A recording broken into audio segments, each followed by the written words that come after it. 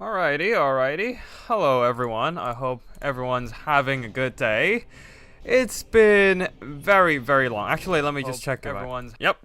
We've got the sound. Yep. It's been very long since I last streamed Total Warhammer. It's literally been months. But yeah, sorry about that. Because recently I've been having a really busy couple months.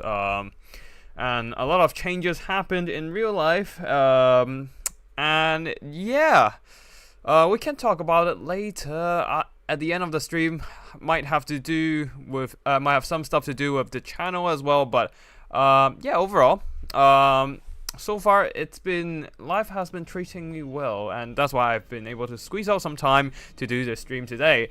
Now, today we are showcasing some replays from last Friday's Friday night fight. I'm streaming in a new environment as well, like new internet and new. Basically, I moved again. So if there are any issues with the stream, do let me know, and I'll try to tweak the settings and make sure everything's all right. And yeah. So basically, last Friday, Fat Kid at Recess hosted a Friday night fight. It's not Cool Umbrella this time, because just like a lot of players, myself included, I believe some players are a bit tired, got a bit of fatigue in the current meta, and are just less motivated to play. I don't know if it's the same case with Cool Umbrella, but it's partly why I myself haven't been playing as often these days. But still, it's there are still players who are willing to play, so I assume that's why Fat Kid at Recess decided to usurp Cool Umbrella in Night Crew and hosted his own Friday night replays. Anyways, today Fat Kid at Recess got some replays for me, sent it to me, and I downloaded it, and that's why I'm here, ready to cast these games for you. Anyways, let's not dilly-dally for too long and just jump into the games. We got some spicy games, not a lot of replays. Granted, it's mostly a best of one tournament, and there are some. Yeah, the only best of three is like the finals, and I assume the turnout wasn't the best. But either ways, we do have some fun action to go through, so let's just get the battle started. We'll go with first game, Fat Kid at Recess himself versus Yumae. Yumae, a long time player for sure. But yeah, I haven't been playing against him much. So let's see what happens here. Both factions are not exactly the greatest in the current meta. Wood Elves do have some neat melee rush tricks, but the Ogre Kingdoms are ready to pummel them with some artillery. You can see that the Wood Elves are Vanguard deployed on one flank of the map, just trying probably to overload the Ogre formations. Anyways, let's go through the army builds. A front line of Nobblers backed up by 3 Lead Belchers. Their firepower can actually outrange the Wood Elf archers and can be useful in just shooting down the Wood Elf firepower from afar, especially if they're Gleek Gods who do not have stock, so no protection against artillery and can be pummeled easily by these rather nice anti-infantry cannon, because these cannons, they do have great penetration, can knock down, punch through multiple infantry models. And then at the back there are some Nobbler trappers and Ogre Bulls guarding at the back, plus some very powerful crushers. One of them, the Sky Striders, with great weapons coming in with less frostbite and magic attack to really put the hurt in the Wood Elf cavalry. Leading the army, of course, is the Slaughtermaster of the Great Maul, coming in with Blood Gruel for that self-heal, and of course, extra ingredients, Troll Guts, and that's about it for the Ogre Kingdoms. For the Wood Elves, a front line of Dryads and a ton of mobility. Wild Riders with shields, Wild Hunters of Kernus, and the Great Stag Knights. A lot of elite cavalry there, plus a couple war dancers with Azrai spears. You never see these ladies these days, but I do like them quite a bit. I just love their design, man. Especially the spear, very cool. It's definitely not me simping for elves. Anyway, Spell Singer of Life. Oh right, and also the tattoo on these War Dancer ladies. Anyways, Spell Singers of Life coming in with Regrowth only, and Glade Lord, the melee one, with the Helm of Discord, providing some massive, very significant melee defense and attack debuff. Anyways, the Wood Elves are really going for that flank overload tactic, all the mobility just gunning straight for one flank, but because the Great Stag Knights showed their flanks towards the Lead Belchers, and the Lead Belchers have great missile penetration, holy shit, they just nuked the health away from all these Great Stag Knights. A breath attack from the Forest Dragon of the Glade Lord, absolutely roasting, not roasting I suppose, blasting these Nobbler Trappers with their bad breath, and now Great Stag Knights charging in against the Sky Striders. This might be a pretty bad call if they don't drop that Helm of the Scott immediately. Yeah, exactly what they need to do here. Great Stag Knights. Now, let us slow down a bit as things are unfolding quite fast. The Great Sky Striders do have magic attacks, so they can bypass Great Stag Knights' physical resistance, and then the anti-lodge can be pretty nice in this engagement, and the Great Stag Knights are taking a lot of damage right now. However, the Great Stag Knights are also doing damage in return, forcing a Troll Guts on the Sky Striders to heal them up, though their stats are still significantly debuffed by the Glade Lord, and a lot of their stats is just getting nuked, absolutely nuked.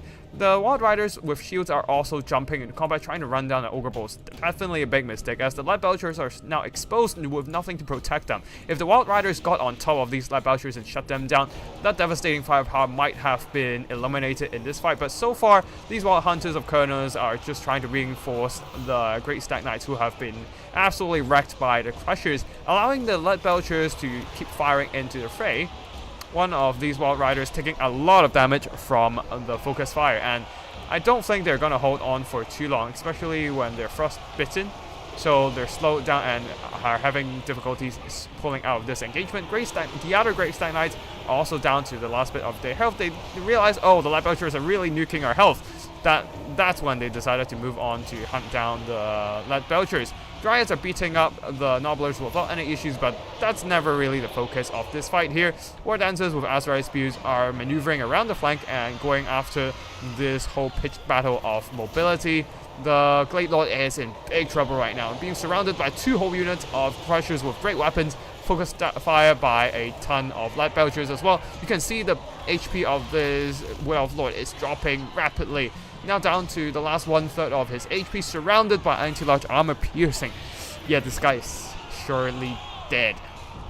Like, he can't even pull out of this fight because all these Sky Striders and Crushers models are just blocking him up, preventing him from pulling out of this battle. And yeah, not great at all. The War Dancers are trying their best using the Storm of Blades to boost up their melee attack and start hacking down the Crushers and Ogre Bulls, and definitely they're doing work, but it might just not be enough to save the Glade Lord right here. I think there was a regrowth earlier to just keep his hit points topped up, but that is not enough to catch up. That is not enough to catch up with the Crusher's damage output, and the Glade Lord has been routed. Balance of power is significantly against the Wood Elves right now. I do think that the Wood Elves made a big mistake not going after the Lead Belchers and just leave the Glade Lord in the battle, surrounded by a ton of Crushers with great weapons. Like, these guys kills dragons super fast. It doesn't matter if you're a Black Dragon with Soul Stealer, a Forest Dragon with Regrowth, or Emmerich himself. They can and will shred monsters absolutely with no issues. Any High Elves? I don't think we have High Elves tonight, Nafis. But we do have quite a few quite fun replays, I do have to say. Oh hey Tickler and McRightface. Thanks for dropping by and showing the support. Really appreciate it. And yeah, let's have a look at the army performances. Yeah, Sky Riders just absolutely wrecked the Wood Elf Glade Lord. If the Glade Lord moved out of combat once the Great Stag Knights start faltering, maybe they would stand a better chance with the Azrai Spears cutting down the Crushers, but with all the expensive mobility and the Glade Lord himself, that the Wood Elf simply had no way to pull back this fight. You can see one of the Azrai Spear War Dancers in the short time that they spent in melee, racked up a ton of damage. Like, they cost like 950 gold. So like, racking up 1,600 gold just from cutting down those great weapon Sky Striders, Crushers, that is some very efficient use of these ladies. But unfortunately, they just couldn't carry the game on their own backs when everything is gone. Everything else is literally gone from their army. Yeah, Lab Belcher is always a good pressuring tool against Archer line, so it's pretty good. Anyways. Oh, Nafis, thanks for staying around, man. Appreciate it. Now let's have a look at the different battles. Okay, this one's interesting. I checked all the non-finals replays, so I kind of know what these battles are kind of like. We have here Gotrek Starbreaker from the Night Crew clan. Hey Cyrus, I thought you're not joining us today, but okay, I'm not complaining. Thanks for showing up as well. Gotrek Starbreaker from our very own Night Crew clan versus Bjorn.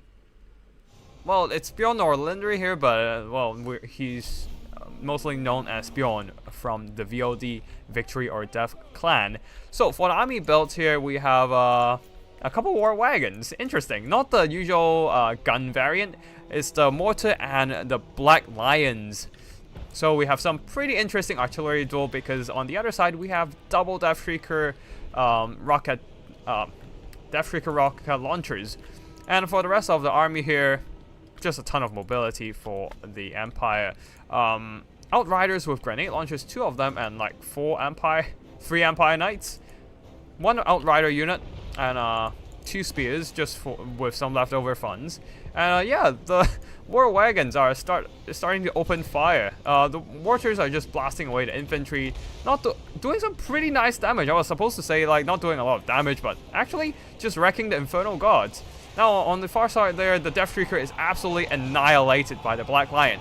Now the Death Shrieker has some really, like, their missiles pack a lot of punch, anti-large and armor piercing and all that, but the problem is that their reload speed is very slow, so their damage output isn't exactly burst damage, but just very steady, very accurate missile damage.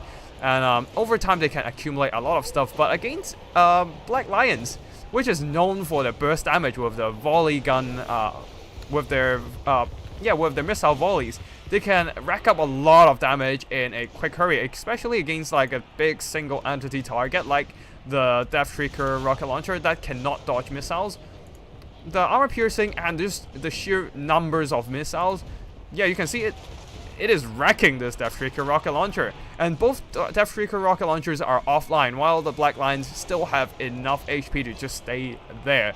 One of the models are indeed knocked out, but there are still 3 models, and quite a bit of work can be done. The rest of the army here is just pretty much a little bit of kiting around. The Outriders and grenade launchers are shooting, while the Infernal Gods are really struggling to catch up with the more mobile missile troops. There are some Hobgoblin Cutthroats in the front line pushing forward, and there are some mobility Hobgoblin Wolf Raiders with bows, and the Hashut Stark Ravagers charging in, trying to pressure the Empire Kite, but the Empire Knights are sacrificing themselves to really just stop these mobility from pushing forward. Boris himself joining the fight, piling a ton of resources to block up the mobility advance here. However, there are some Wolf Raiders with spears getting into the back line here, trying to pressure the Outriders, but there are some returning Empire Knights to push them back. Then they should be able to peel them off with no major issues. Now, finally, with the return of one of the Death Shrieker launchers, the other has been nuked. They managed to push back the Black Lions once again, down to 2 unit models. But the problem is that the Chaos Dwarfs doesn't really have a way to control this battlefield. You can see the balance of power is in the Chaos Dwarfs' favor, but what can they do against such reckless kiting? Not much, really. Most of them are infantry. The Hobgoblin Cutthroats and Laborers are trying to catch up with the war wagons with mortars, but you can see the wagons just doesn't give a damn. The Amethyst Wizard on his Pegasus is just flying around dropping Spear Leech to really work down the final Death Shrieker. The other has been shattered. just so there is no more artillery for the Chaos Dwarfs. And after that one final Death Streaker is gone, what can they do against all this kiting? Nothing at all. Like, Boris can just drop down to disrupt this one unit of Infernal God with Fire Glaives. Hashut's Dark Ravagers can be pushing, but there are still... These guys are a little bit too fast, and there's still at least one Empire Knight to just block them up for at least temporarily, allowing the Outriders to kite and shoot. And the Blazing Beards, they just don't have enough range. Oh boy. Ah, Cyrus, good night then. 3 AM in Asia, so yeah, you should go to bed. Anyways, the Black Lions are just blasting away the Blazing Beards. Not much they can do this time. If it would be funny if there's the grenade launchers coming in to nuke them. That would be ironic, but where are the grenade launchers? They're back there, just shutting down a ton of chaff. Not the worst use of these guys. Honestly, they can probably just come over and nuke the Blazing Beards and let the Black Lions keep shooting at the Infernal Gods. Very interesting tactic this time here, using the Spirit Leech to work down those artillery. Now the Hashut's Dark Ravagers are coming in, trying to go after the Outriders, but then they're just welcomed by a whole wave of hot lead, and yeah, you can see they're taking some noticeable damage. Not exactly the most damage, because Outriders are not exactly known for doing that. Infernal Gods are turning around to shoot, so these grenade launchers need to back off ASAP, or else they're just gonna get shut down pretty fast. And these infantry, Chaos Dwarf infantry, are still struggling to catch up with the mortars, who have been firing this whole time. For some reason... Yep, nope. I thought they would be slightly better in this game. Nope, they still don't do shit. Like, they've been firing the whole time, using up half their ammo, and still only 300 damage value. The other might be better. Yeah, double their damage value, but still, the accuracy of mortar is just disappointing, honestly. They don't really hit, especially against moving targets like these. Anyways, Hashut's Dark Ravagers once again moving into the crossfire of a ton of missiles. Outriders are shooting, Black Lions are shooting, and they are still not taking that much damage from all of these missiles. While they themselves, oh wow, that missile volley absolutely nuking the poor Black Lion. One of them just got, one model got killed, the other not far from death, but the fact that it's running away means that it's actually dodging the missiles unintentionally due to high arc of fire and slow missile speed. The axes from these Dark Ravagers simply fell short of their target. Anyways, now Boris has returned, dropping onto the Dark Ravagers, and should be able to just kill that model or something. I mean, they're dueling with the Sorcerer Prophet coming in to help, but Boris does have a bit of regeneration that can mitigate part of the incoming damage. Granted, his regeneration is weakened due to the flaming attacks of the Sorcerer Prophet of Fire, but still, oof. Another volley from the Hashut's Dark Ravagers. It's really devastating. It's just, the problem is that the missile speed is a bit low, and yeah, it just doesn't have the best time hitting things. Yeah, Boris can pretty much carry the rest of the game, unless he's surrounded by the Hashut's Dark Ravagers, then he might be in a bit of trouble. But if he just keeps running, allowing the Outriders to keep shooting down the scattered units, Infernal Gods once again just getting harassed by the Outriders. We haven't seen really highlighted them, but they have been used with maximum efficiency, just running in and out. Wrecking all the chaff units, killing off all that Chaos Dwarf infantry support. Now isolated are only the Blazing Beards and the Infernal Gods remaining. Every time they try to catch up with their targets, they just can't really do that. And there's still the explosions raining down from afar by the mortars. They can't really stand there and shoot. Grenade launchers coming back again. Infernal Gods trying to just turn around and shoot at the Empire Knights, but the Empire Knights just simply ignored them, back off, and Outriders are coming in to just nuke them. And because their health are so low, one drop from Boris Todbringer and his Griffin is enough to rout off these elite missiles. All the kiting is spelling the end of the Chaos Dwarfs. Hashustar Ravagers have ran out of missiles, so they will have to fight stuff in melee to do any damage. Inferno Gods still have most of their ammo in their pocket. Let's see how much damage they do. Oh. At this point, the Chaos Dwarf decided to throw in the towel. Let's see how much damage did the Infernal Iron Gods did. They still do a lot of damage, even after all the kiting that the Empire Knights done. After all, the missiles are indeed quite strong on these fire glaives. The armor piercing is always good, so I think they shot up quite a few of these Empire Knights and Outriders. Just that they couldn't really carry and finish the job, with Boris constantly healing, despite taking all the missile damage from not only the fire glaives, but also Hashustar Ravagers missiles. But yeah, it's just kind of sad for the Chaos Dwarfs in here, having their double Death Shrieker rockets absolutely nuked by the Black Lions. The Empire Knights did some okay work on this one, the other two not so much. Their job is mainly just to stop the enemy advance, buying time and space for the Outriders to kite away. Wow, this spear got a lot of kills, hunting down hobgoblins and goblin laborers, I suppose.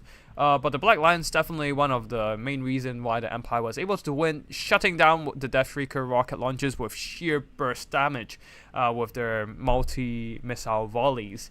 And the Amethyst Wizard draining, the Death Shrieker, the Black Lions did the bulk of the damage, and the Amethyst Wizard finished the job with the Spirit Leeches, very reliable damage health drain. On the other side there, Hashustar Ravagers and the Infernal Gods did a lot of damage. The rest of the army not so much, constantly being outrun by the enemy units, just not doing much damage overall.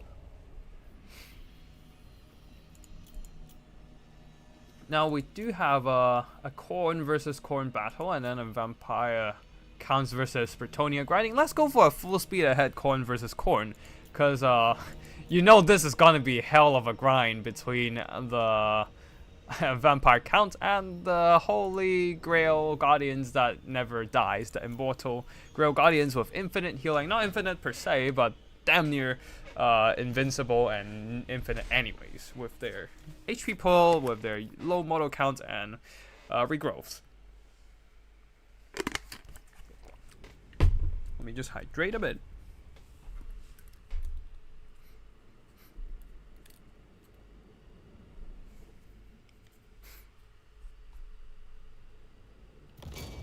Alright, and we are back into the battle.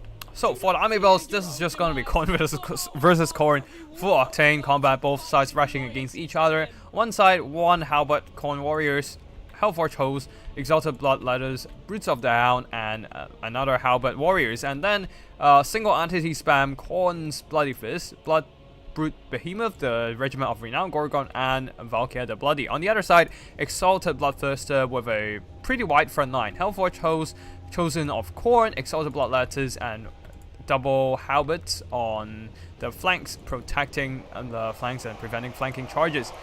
Minotaurs of Khorne at the back as a bit of a backbone, and the Chaos Warhounds of Khorne. Not sure.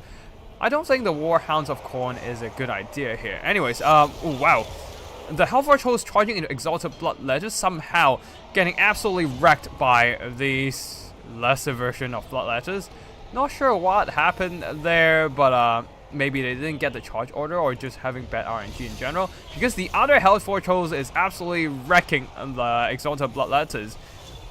Despite taking severe damage themselves, they are actually emerging victorious, while this Hellforge Host is getting a quite disappointing ending.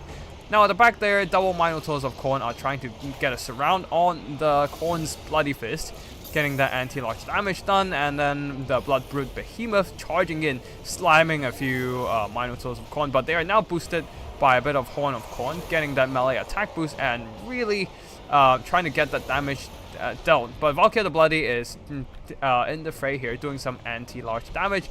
The Exalted Bloodthirster is shredding the Khorne's Bloody Fist. After all, he has the blessing of a bunch of abilities himself, Deathbringer for extra damage, and Bloodthirst for charge bonus as well. So on the charge, he definitely had an advantage here, especially when buffed up by the Horn of Korn. But here comes Valkyria the Bloodied in and start chipping away his health with the anti-large bonus. But the back there, the Bloodbrute Behemoth has been dealt with, being pushed off by the Minotaurs. One of them is actually coming over to help out the Exalted Bloodthirster against Korn's Bloody Fist, who has been buffed up by the Horn of Korn, but it might be a bit too late by now. The other Minotaurs will be chasing after the Bloodbrute Behemoth, and the Chosen of Korn actually emerged victorious against all those Bloodletters. At this point, with the Korn's Bloody Fist dead, and the double Minotaurs and Bloodthirster able to just pummel Valkyria, there's not much hope for Valkyria's Korn army.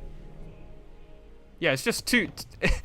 Korn versus Korn is a funny one. I do love seeing it once in a while. Like, no magics, no kiting, no fancy tricks, no sneaky ideas. Just two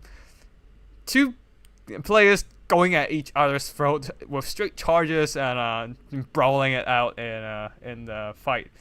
I do enjoy it once in a while. It's quite fun to watch, I do admit.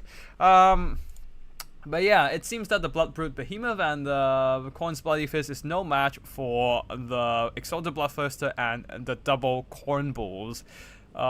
Getting some really solid value with that anti-large and a surround on the enemy single entities.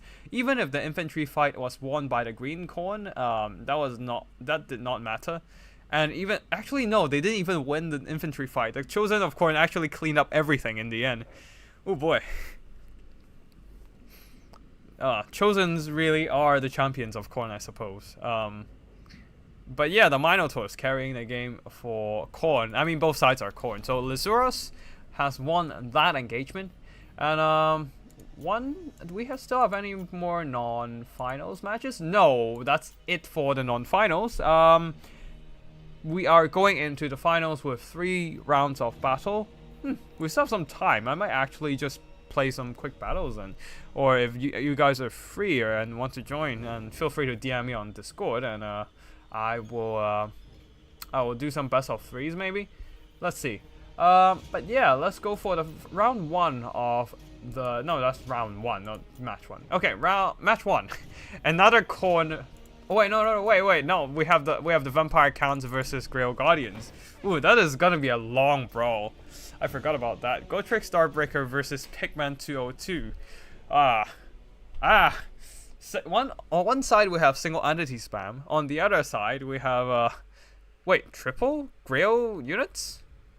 Okay, this is not a legal build in the Bretonia is not. I don't think that's a legal build according to fruit rules. You're limited to 2 Grail units, no? Excuse me a second. Let me just quickly check fruit rules. Oops, sorry. Let me just quickly check fruit rules and see what happens. Bretonia.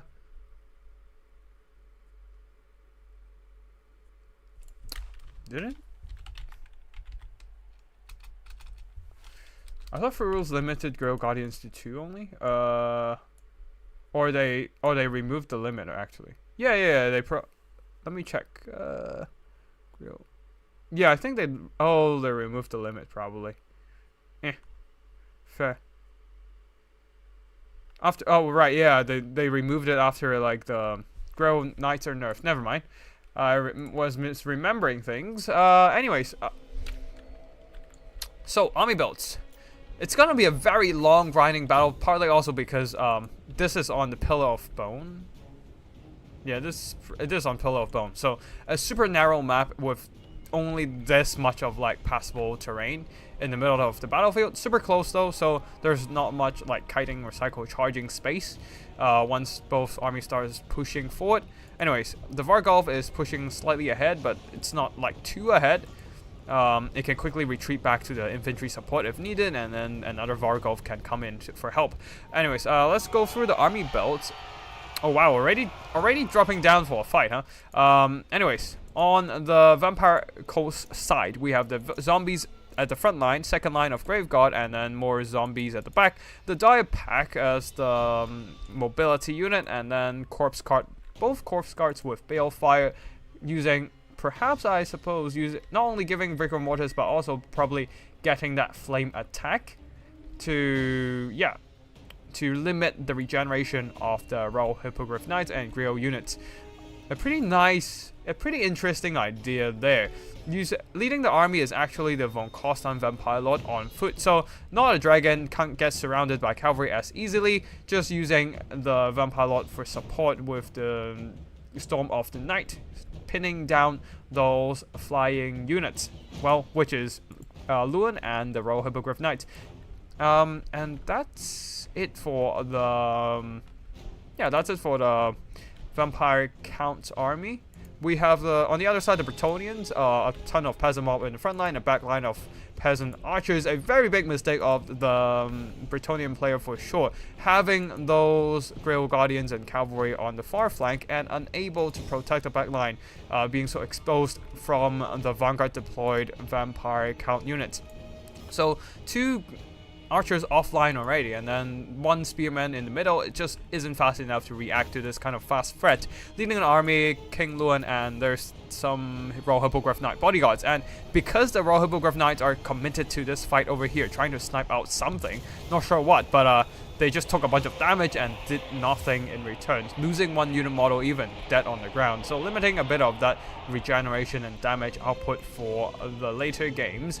But right now the dire wolves quickly hit up the peasant bows and quickly retreated before the Grail cavalry can catch up to them.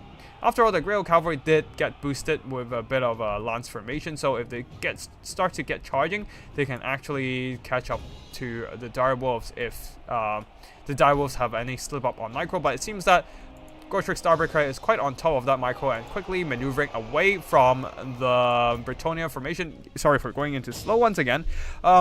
As the dire wolves are actually moving around, dragging those Grail Guardians on a wild goose chase.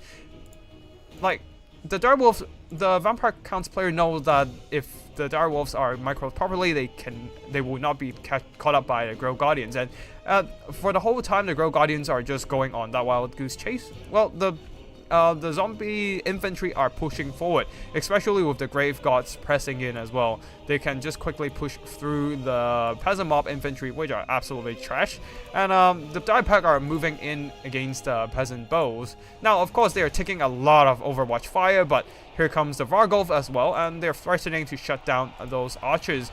Now, the Vargolfs do have to be careful. They don't want to get separated from other support like the other Vargolf, so otherwise they would be separated, isolated, and then picked off by the Bretonnian Air Force. Direwolves, after leading the Grail Guardians on a wild goose chase, they will be coming back to help out this fight, as all these Bretonnian archers are on a mass exodus. All the Grail Guardians are too busy chasing around the dire packs, the dire wolves, rather than actually doing any damage in this battle. So they have been doing nothing for the first 2.5 minutes of battle, finally charging into some zombies and just Grave Gods. And with King Luan dropping that sort of Corone, debuffing them, the Grave Gods are toast. But that is a fine trade for the Vampire Counts, because the rest of the Bretonnian army, that's like 3 units of archers, 3 units of peasant mobs, 5 units of peasant mobs. That's a total of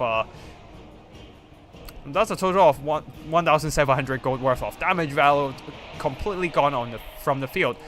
Direwolves are able to chase them off, and now the Grail Guardians and the Royal Hippogriff Knights are just piling in, trying to pick off these Vampire Count infantry. But that is not exactly a big concern for these guys right now, as their main infantry called the Grave Gods are still very much healthy and alive, having that heavy armor and the melee defense to survive into late game battles. The Grail Guardians and Royal Hippogriff Knights are, well, unstoppable. Not even zombies with their heavy mass can pin them down, but yeah, not exactly the greatest time for the Bretonnians. They are still dead even in terms of balance of power, but honestly, without the archers and any infantry support in general, really, like, there's only like 1 spearman right here, 1 peasant mob. There are some peasant mobs still routing, but the rest of these spearmen at arms, they're full health. They're running. What the hell?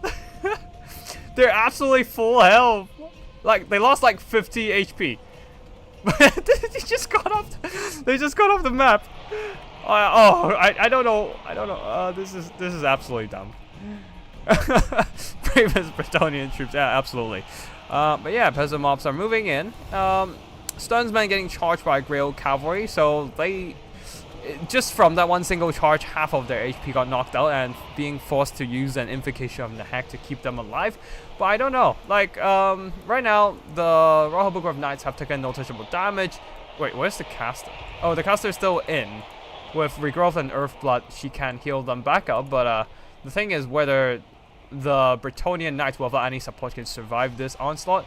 Granted, Vargov isn't exactly the greatest melee combatant. They have 50 attack and 20.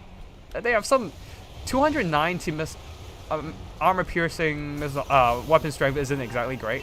Like King Luan has like what 500, 480. So like Vargov has pretty low weapon strength for a single entity monster. I mean, most of it is armor-piercing, but I mean, a Banshee has like what 200 or something as well. So I don't know. The Vargov does have a bit of that regeneration to heal, I guess, so you don't have to spend too much invocations on these guys. Anyways, Grail Guardians are surrounding the Vargov, beating it up without any issues. I mean, they're still Grail Guardians, even without infantry support, so they have that melee stats. The problem is that because without infantry support, they are just taking the full brunt of that Vargov counterpunch, and the Vargov actually doing some noticeable damage. Although he themselves getting some, taking some damage in the process. Grail Guardians are now doing some cycle charging as the Bretonian forces are picking off the scattered zombies and well, more zombies and the Balefire Corpse Cart. On the far side, some Grail Guardians rallying the routing peasant mobs, while the Corpse Cart struggling to get out of it alive, but it's, well, not alive, trying to get out of it animated, but I guess it's not going to be animated any longer, being surrounded by peasants and beaten up by King Luan himself. The horde of undead, horde of unholy undead are moving in, but the Balefire Corpse Cart is gonna be dead. Oh hey JG, Junjang. Sorry, I forgot how to pronounce your name, man. I know who you are, kind of Genjungworth. Sorry, I forgot. But yeah, anyways, nice to see you back here. Anyways,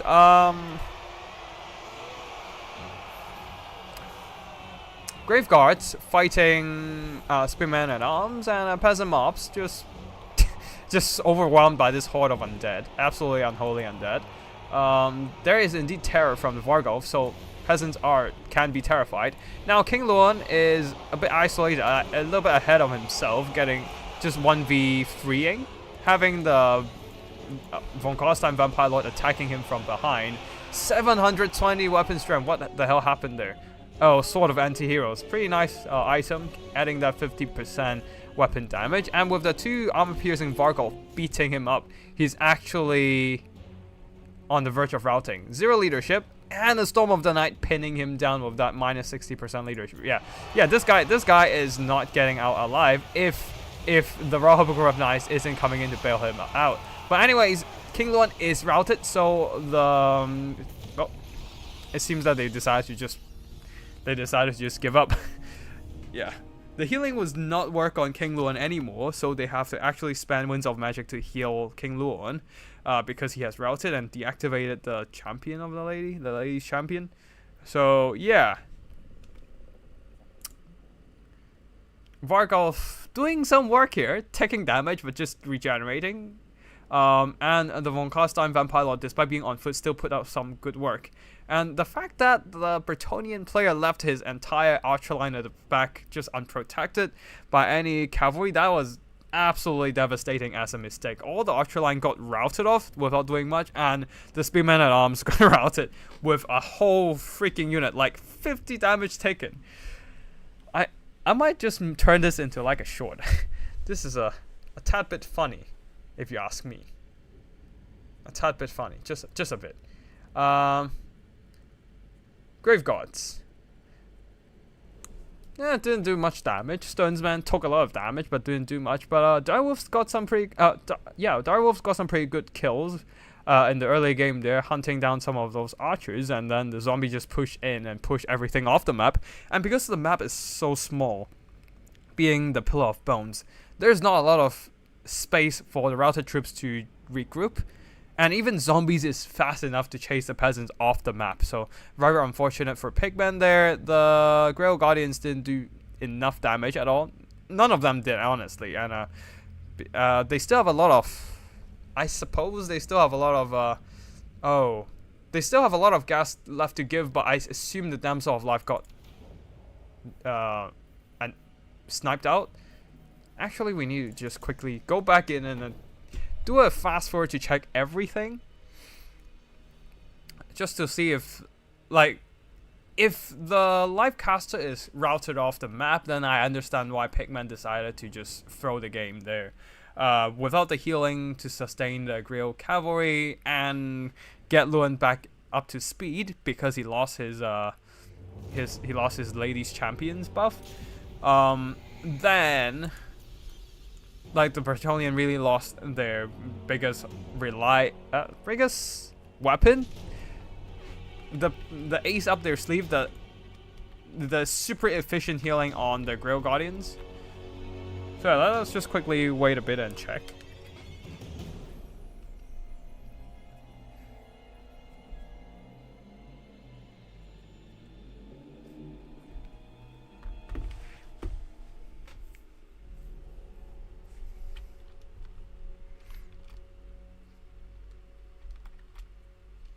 And also at the same time, let us find that full health spears that route all the way off the map.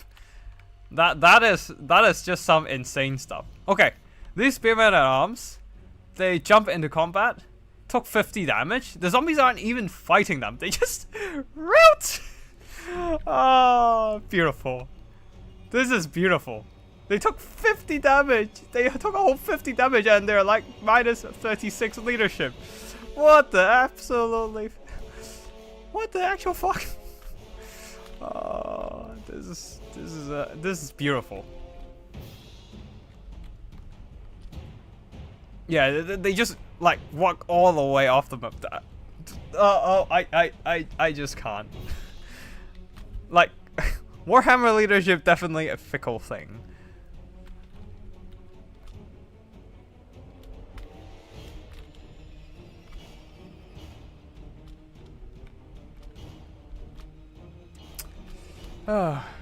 Such beautiful leadership issues. Anyways, I think this is probably where the damsel might get into some trouble. No, not really. Still have some pretty good health. 3/4 left.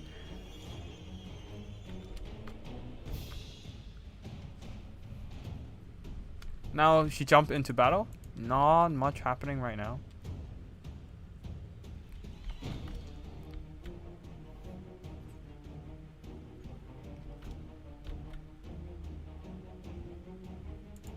Okay, the Damsel of Life's still in there. Now the peasants are moving in. And the Damsel of Life tries to get out. Oh, she can't. She can't get out of there. Ah, that's why. The double Vargolf just beat her up because of the zombie summon pinning her down. Very nice summon from Gotrek Starbreaker there. And then the direwolves were able to chase her off the map after the Damsel got routed by the two Vargolfs punching her in the face. And without the healing, once Luan gets routed, he cannot get any more healing because the Ladies Champion got deactivated after his leadership got broken. That's why the Bretonnian player Pigman threw the game. That makes sense. That makes sense. Yeah, I definitely watched this before. I just kind of forgot what happened. Anyways, finals. We have the first battle in the match. Khorne versus Khorne. Khorne versus Khorne. Another full... Oh, Lazurus trying to go for that same Khorne build again. While the other Khorne, Gotrek Starbreaker, going for a single entity spam as well. But only double Khorne champion with the double potion of toughness. Ugh. double heals. The corn's only types of healing. There are only two available. The potions on the corn exalted heroes. Here. Potion of toughness, providing armor, defense, and replenishes hit points. Basically a mini regrowth on these guys. And on top of that, the other I mean, there's still the Bloodbrew Behemoth, but we don't see this on the... Oh, wait, there's also Gore Feast on these bikes. Corn bikes. Yeah, the Gore Feast on the corn bikes provides hit point regeneration in melee, so that's pretty nice as well.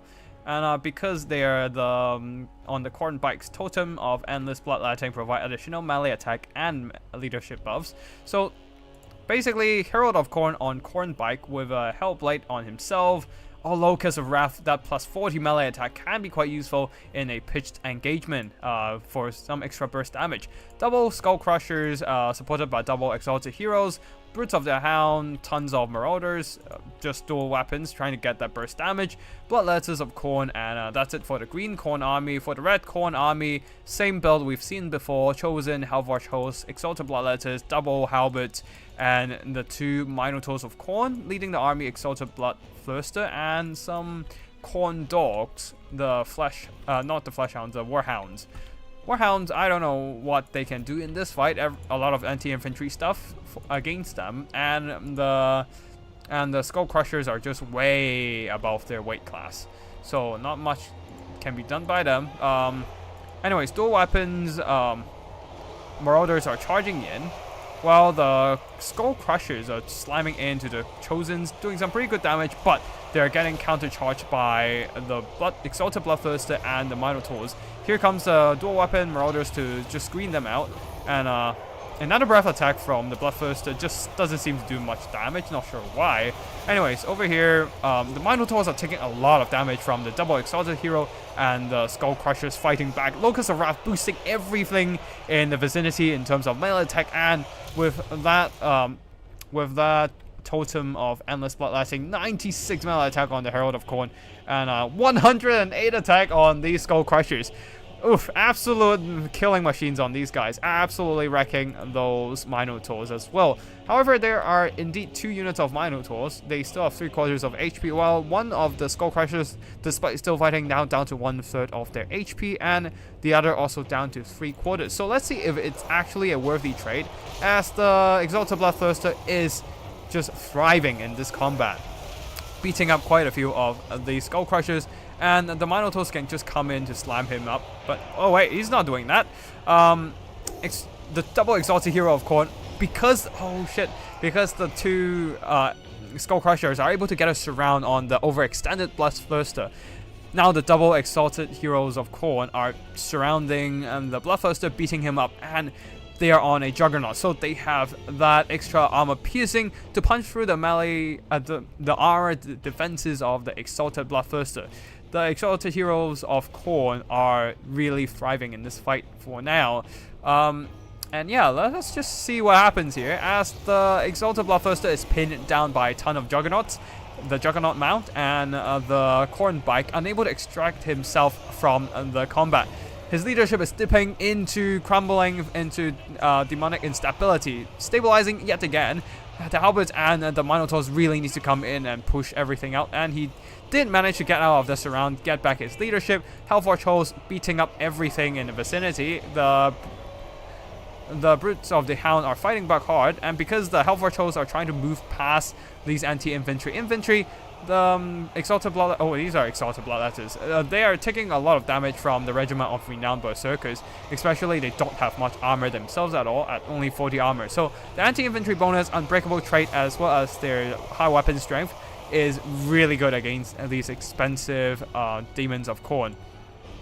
But anyways, at the back there, the Hellforge Hosts are now surrounding the surrounding the Skull Crushers with the help of the Exalted Bloodthirster, and was able to shut down those Skull Crushers, also fully charging their Hungering Blades, so getting the extra melee attack and base weapon damage. And these Skull Crushers, really doesn't want to fight them in melee for now. The Minotaurs of Corn are still fighting as well. So this might be a big. This might mean the green corn is in big trouble. They were not able to finish off the fact that they were not able to finish off the Exalted Bloodthirster is a big pity, because they could not deal a devastating blow to the leadership of the Corn army, and now a lot of these units are just rallying, and the green corn is forced to fight them in melee. Let's see if the now here comes the first use of the potion of toughness there, regenerating the health for the skull crushers of for the exalted hero of Corn. But the problem is he's not on fire. I thought he was fighting the Hellforge host. I thought he was fighting something and taking damage and get on fire, but I guess he got the healing he need without being hit by the surrounding troops with flaming attacks. The problem is that Hellforge host still fighting, Chaos Warriors still fighting. The Herald of Corn is slamming into some Exalted Bloodletters, trying to get that regeneration with Gore Feast, but the Exalted Bloodletters with their Hungering Blades, with their Hellblade fully charged up, they just do too much armor-piercing damage and magic damage to bypass the armor and physical resistance of the Corn bike. Not even the Gore Feast can keep up, especially when he was lit on fire and the healing was halved. So that leaves the two Exalted Heroes of Corn to duke it out with a ton of armor-piercing infantry, especially the Halberd Warriors who have armor-piercing and anti-large. So the heroes are gonna be dead, being sniped by the Bloodthirster, and that shall spell the end of the Red Corn army. A very valiant fight right there, using the double Skull Crushers, almost killing off the Exalted Bloodthirster, but unfortunately not able to finishing him off, having the Minotaurs to screen their pursuing units out. Pretty much put them in a massive back foot there. So yeah, otherwise a very good game from Gotrek Starbreaker there. But yeah, I do like the use of the Chosen of Corn in this matchup. When you think about it, they are pretty much the ideal solution to all the other infantry.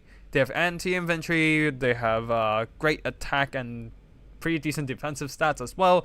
The most elite units of Corn do not, other than Chosens themselves, they do not have much armor. So yeah, their anti-infantry bonus and high weapon strength can actually shred through the resistance of the Bloodletters. But Atlas, yeah, Hellforge Host also the most elite unit of the entire Corn infantry roster, so very good damage.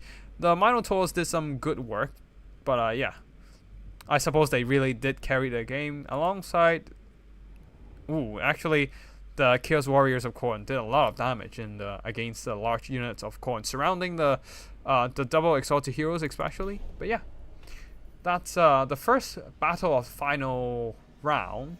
Second battle might be a bit of a grind fest when you see Vlad von Carstein with his Grave God contingent. Let's see what happens here. They're fighting against the Greenskins with a bit of that Banshee terror support. Very cheap terror, but very effective indeed against the regular Greenskin infantry. And then the Grave God, 5 of them, and then supported by 5 zombies, 1 Blood Knight, supported by 2 Unholy Lodestone Corpse Cards. Let's see what spell kits do the Hero Squad have, as there are 2 casters. One is the Shadow Vampirus, and then the other is Vlad himself. So Vlad and his mistress.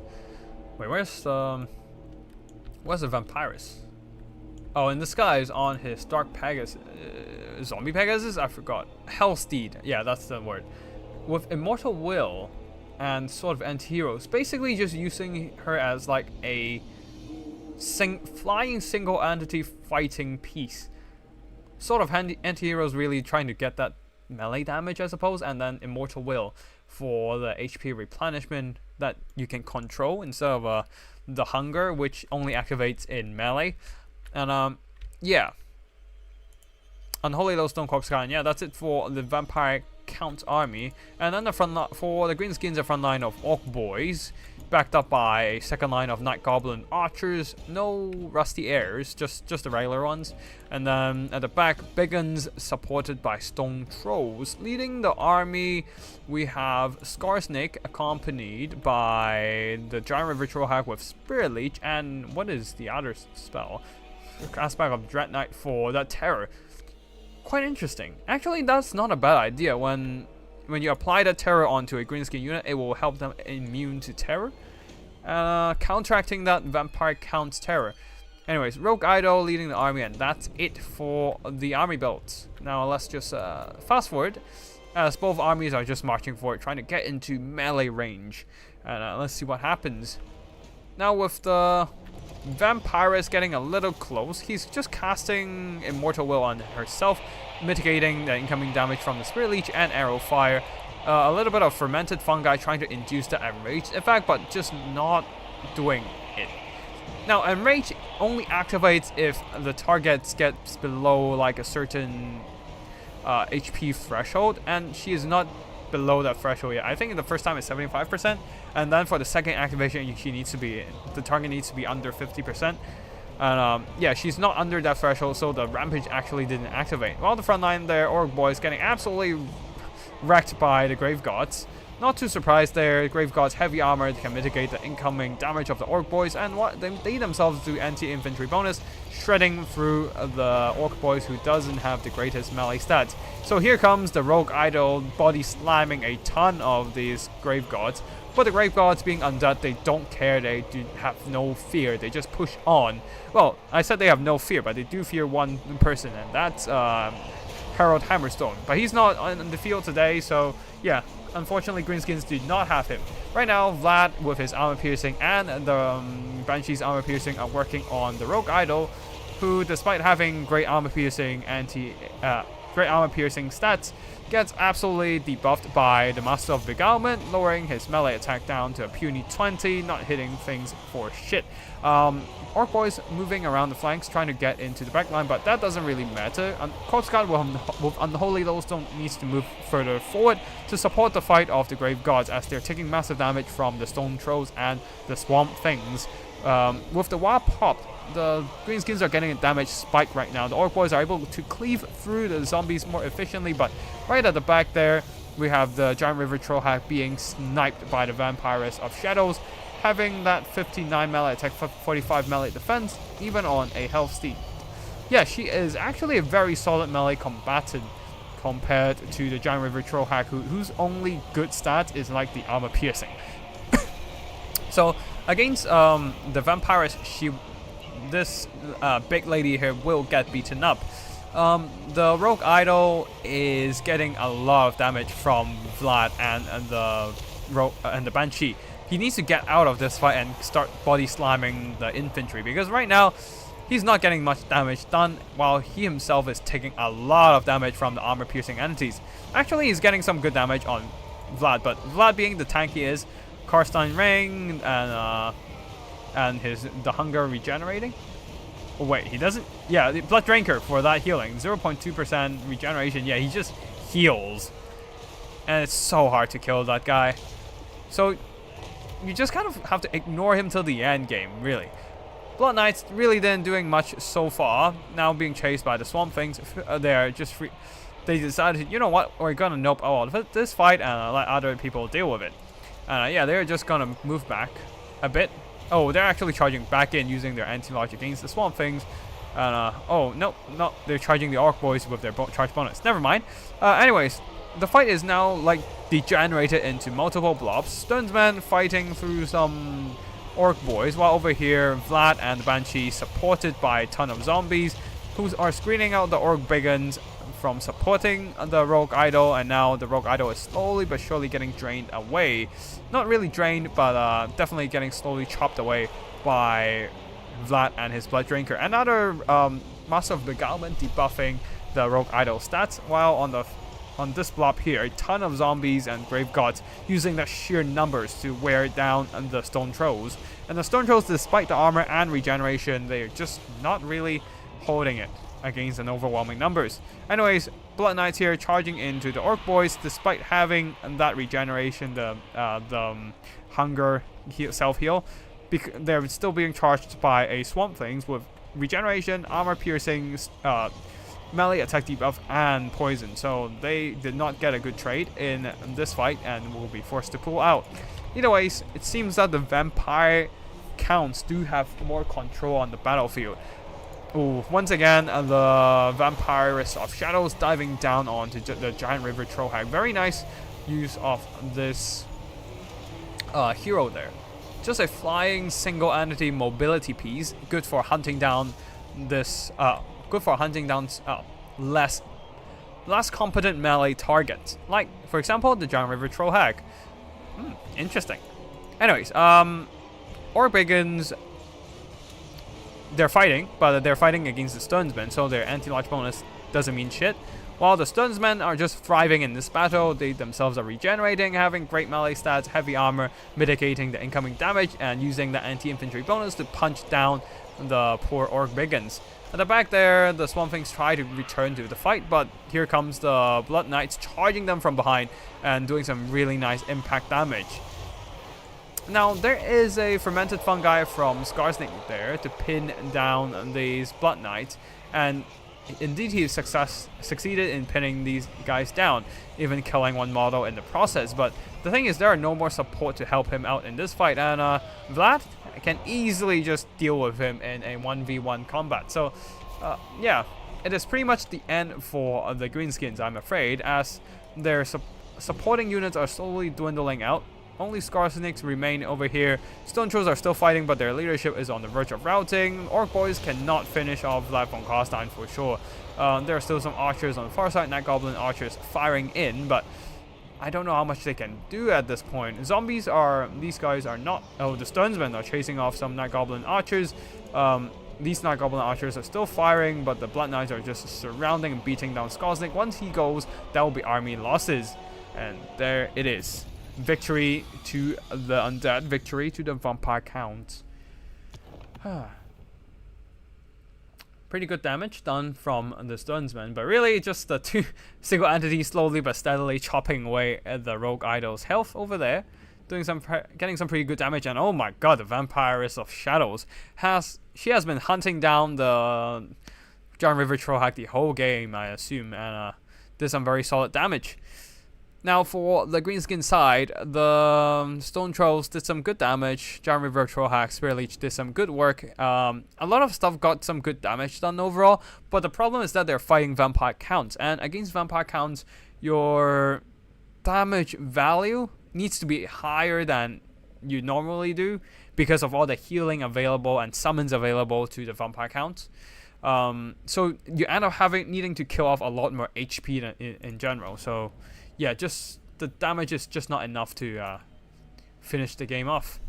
Anyways, one final battle. Gotrek Starbreaker going for his main faction versus Lesuros with his Chaos Dwarves, a centuries old grudge match, probably thousands years old. I don't know the exact lore, but it's definitely an old grudge for sure. One final battle of this Friday night fight, and yeah, we might be calling it a night. After a quick talk about the channel, the status of the channel, I'm afraid. Don't have to be worried about anything. I will still be around. Just there might be some changes with the uploads and things due to real life stuff, and also the state of the game. But yeah, let's see what happens here. Like, I don't want to say any changes are for certain because they are not going to be for certain. It really depends on what happens in over the next few weeks.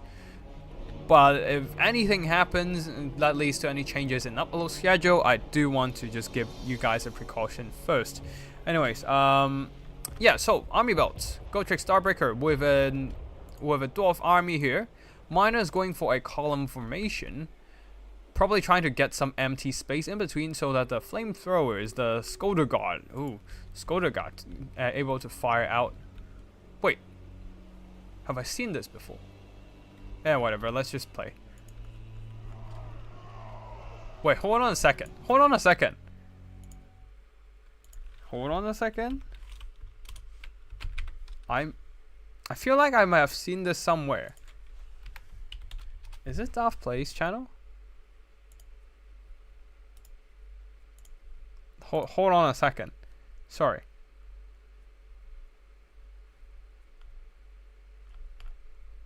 No. So, Human Boy?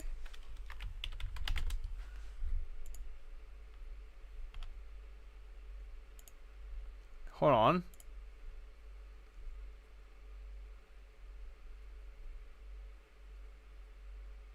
Yeah. Oh shit, this is actually a... Oh wait, no. Oh, okay. I know why it looks familiar. It's actually a similar matchup to a battle that Human Boy casted. It's still Gotrek Starbreaker playing as the dwarves versus the Chaos Dwarves on the other side, but Human Boy's battle was between Gotrek and Phoenix King, but this time is Gotrek versus Lazarus. So it looks familiar because Gotrek is going for the same build. Column formation of miners, no blasting charges, using them as chaff to block up enemy advance, and emptying out some firing lanes for the Scolder Guard to open fire. Cannons at the back there and flame cannons, but the flame cannons are actually dropping artillery. Because the Dreadquake... Whoa, hold on, there's a Dreadquake mortal on the other side. The cannons are not firing at it. Instead, actually, wait, yeah, the gyrocopters flew in and did some damage to them, but right now the Dreadquake mortar is trying to nuke stuff. But because of this long formation, it's not actually that effective, only hitting the front part of the Dragonback Slayers and doing like less than a quarter of their HP in terms of damage. Anyways, at the back there, Dwarf Warriors with weapons mixed in with Giant Slayers and the Dragonback Slayers. And Scolder Guard leading the army, we have Floric Ironbrow, and on the other, and a single gyrocopter with brimstone guns. On the other side of the battlefield, also going for a column formation. Interesting. Orc Laborers, Goblin Laborers, and some armor-piercing great weapons. Chaos Dwarf Warriors at the back. Ooh, spicy. Othos Raiders at the far back here, ready to ambush their targets. They're actually going all the way to the other side of the battlefield, assuming trying to ambush the Dreadquake mortars.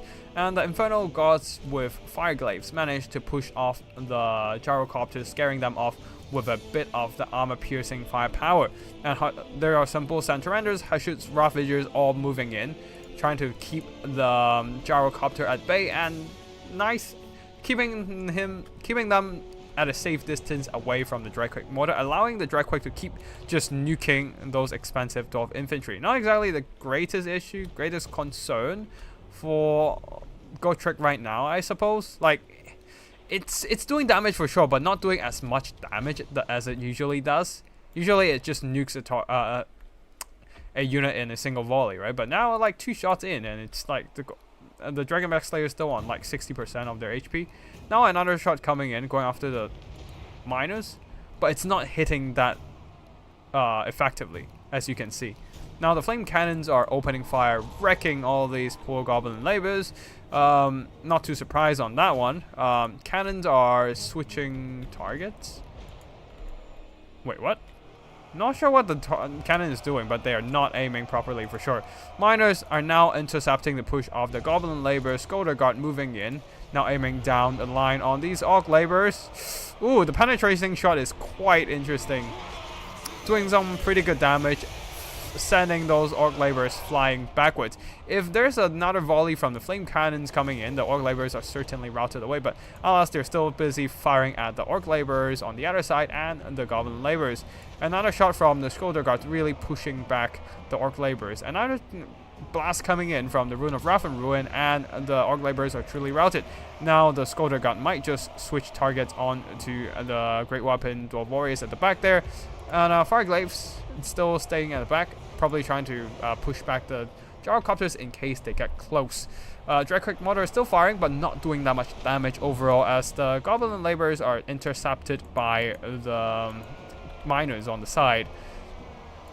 Now finally a mobility unit getting into the back there. Dual axes, both Santos. Ooh, a nice, really nice Dragquake mortar shot here. Nuking away at 20% HP off the Dwarf Warriors. But at the back there, most importantly, the Flame Cannons has been shut down completely. Slayers are moving in, Dragon Mech Slayers trying to save the crew, but I'm afraid it's too little too late, as the Flame Cannons, stubborn as they are, will still be routed by the devastating monster charge. Now at the back there, Orc Laborers failed to threaten the rest of the cannons, so it's their turn to fire, and the Bull Center being slowed down by the Dragon Mech Slayers. The flammable effect, minus 30% speed, allows the cannons to get a better shot onto them. While, oof, what happened here? Oh, Astrogolf getting beaten up by Thoric Iron Brow. Astrogolf might be a powerful lord, but Thoric is the same.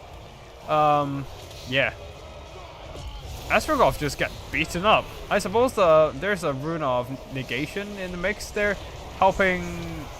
Oh, here comes a rune of negation, helping Thoric to mitigate the incoming damage from Astrogolf. So Astrogolf not doing a whole lot of damage. The physical resistance on Astrogolf doesn't mean shit against Thoric's magic attack. So yeah, it's actually quite an even fight in between the two. But now with the Giant Slayers moving in, yeah, the extra armor piercing would be very useful against Astrogolf.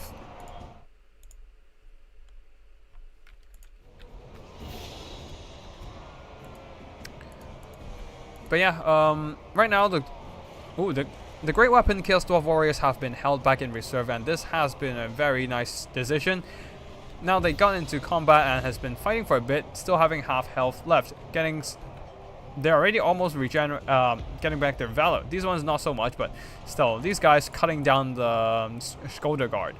The best bet of the dwarves to finish off these heavy infantry, but alas, the Shoulder Guard are getting cut down. So Giant Slayers will have to move in with the Rune of Doom, boosting their melee attack stats to cut down these heavy infantry. Another shot, but probably more friendly fire over there. Shiggy feels like Dragquake has trouble hitting anything no matter the formation. Nope, you're wrong. It seems that it has no issues hitting their own men whatsoever. So yeah, friendly fire is the Dragquake specialty apparently. And there goes the very unfortunate Chaos Dwarf Warriors. The Hashut's Dark Ravagers went on a wild goose chase. So didn't do much damage. Like, they ran down some units, but their missiles were largely wasted. Probably should have just went for another dual axis Bull Center Enders, but alas, it's too late now. The Hashut's Dark Ravagers are charging in, should be able to run down these Dwarf Warriors, but here comes the Slayers, and they do not want to stay in that fight. Shoulder Guard roasting these, not really roasting, more like steaming. The Great Weapon Chaos Dwarf Warriors at the back here, regular Great Weapon Warriors charging into Slayers. Not exactly a decent fight for either of the parties, but I do believe that the Giant Slayers have better melee stats and has the armor piercing to ignore the Chaos Dwarf Warriors armor. So Giant Slayers will win this fight, but never mind, more Slayers came in and just overwhelmed this one unit. And the Hashut's Dark Ravagers really had no choice but just to like stay back and start kiting and shooting.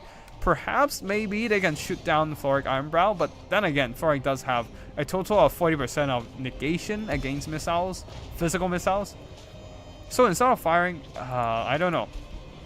I don't know what they can really do to win at this point. They are just chucking their missiles. Yes, the missiles of the Shoulder Guards are still very devastating, but well, Thoric just moved out of the way, letting the Dwarf Warriors and Giant Slayers to screen for him, while the Gyrocopters are shooting the Hashut's Dark Ravagers from the sky. Even Flame Cannons are shooting, trying to apply that burnt debuff and some extra missile damage to these expensive cavalry. The Infernal Glaives, Infernal Gods with Fire Glaives are still at the back, ready to shoot. But yeah, not much that can be done right now. They're too slow. Let us fast forward a bit, as the Hashut's Dark Ravagers really trying to finish off these cannons. But right now they are just falling victim to enemy missiles who are trying to shoot down the Fire Glaives. Balance of Power is against the Chaos Dwarfs now. Hashut's Dark Ravagers charging into Slayers. Oh, gutsy. I don't think that's a good call at all, because now they're starting to take anti-launch damage. Not great at all for them, for sure. Yeah, they're just gonna get dragged down from there. We can fast forward till the end. GG to both players, and congrats for Gotrek Starbreaker winning last Friday's Friday night fight. Very nice game from all the players, and big thanks to Fekit Recess for sending in the replay for casting. I hope you all enjoyed the battles. Now let's have a look at the army performances. Floric beating up Astrogov, doing some pretty nice work there. Giant Slayers got some good work done as well. Cannons did good, but the rest of the army not that much damage done. All those raiders actually got pushed off. I suppose they sneaked in and finished off the Dreadquake Mortar, who didn't get enough damage. Yeah, ban Fekit. Just ban Fekit, man.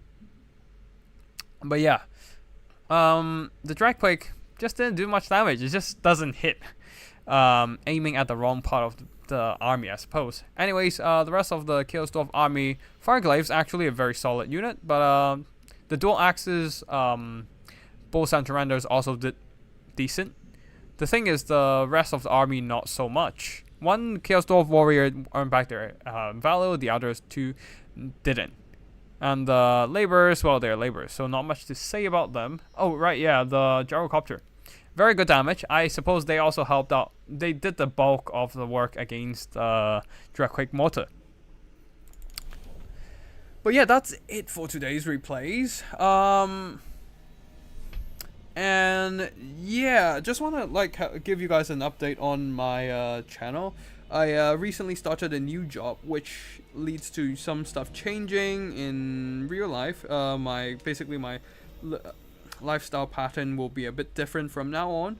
It's not necessarily getting more busier, it's just something I need to work on to adapt, and I might have some extra responsibilities from my new job as well that might occupy some of my time, and I won't have as much time to work on videos for the channel.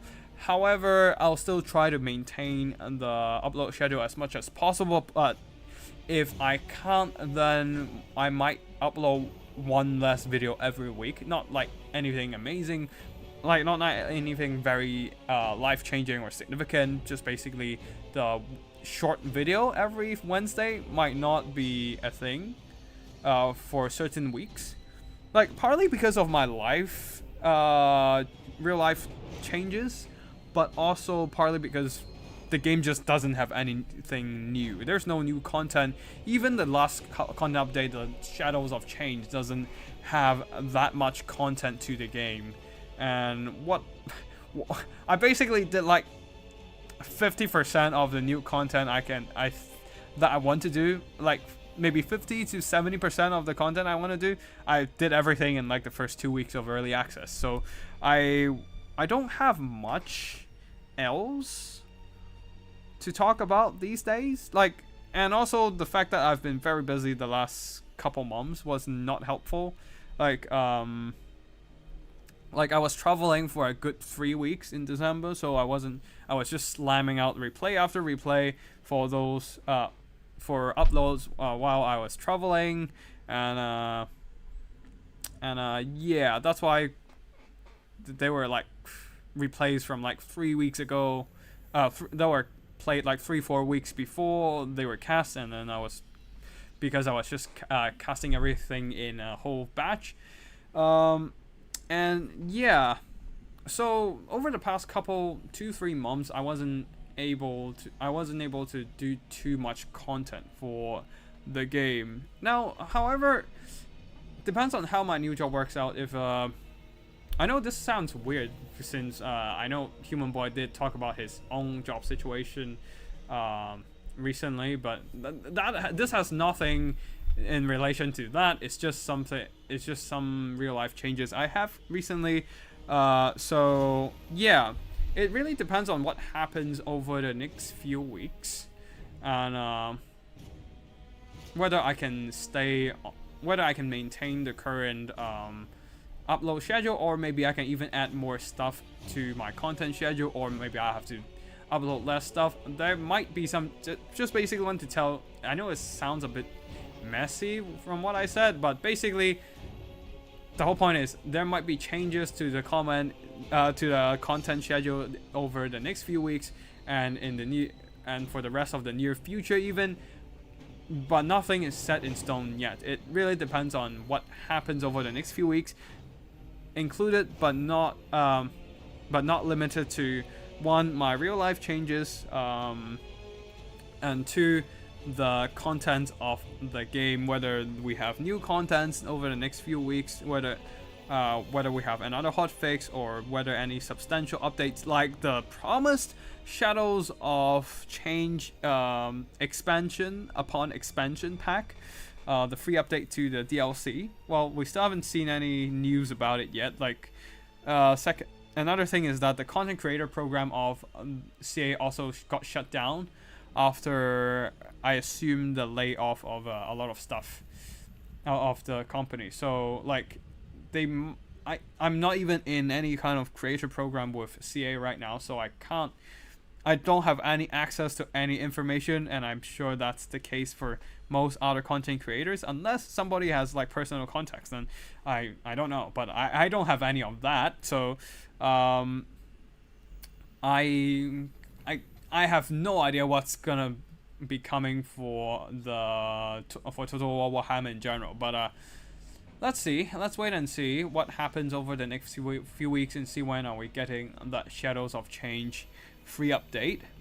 And also it will depend on whether CA can make a comeback on the Shadows of Change DLC. Like, if the DLC is still shit, then, well, obviously we'll have to wait for another update, which honestly at that point it doesn't look great for the game, but I guess we just have to stick to it for now, unless I found something else I want to do. But yeah, it depends. Also depends on how my new job goes, whether I can keep enough free time for myself to keep making videos and casting games. But yeah, basically, nothing is set in stone. Just wanted to let you guys know there might be changes in the future. And if anything happens, don't be too surprised. And yeah, let's see what happens. Anyways, I know I said I might play some games afterwards, but I think I need to go back into doing a bit of extra work. Because, yeah. Anyways, that's it for today. Thank you for watching, and I'll see you all in the next one. Tactical Lich. Oh, thank you, Becky, that resist. And yeah, I am just gonna head off and chill for that. Not really chill for the night, but yeah. Anyways, thank you for watching. Beckett, thank you for sending me those replays and inviting me to cast the games. And I'll see you all in the next one. Tactical Lich signing out.